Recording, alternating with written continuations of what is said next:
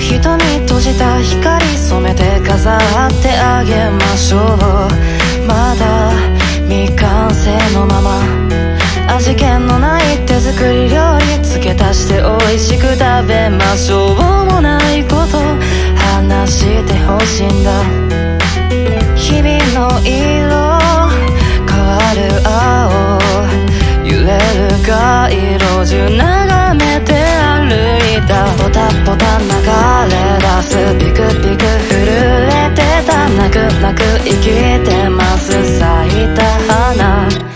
無色透明な君の日々に淡い淡いからあげるよ。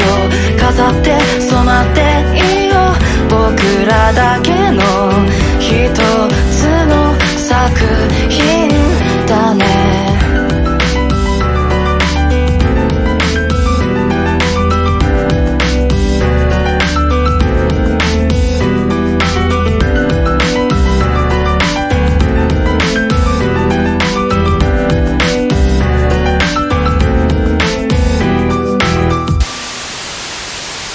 錆びた手すり切れた手首染めて飾ってあげましょう。まだ未完成のまま救いのない手探り人間付け足して立派になりましょうがないこと許してほしいんだ。ポタポタ流れ出すピクピク震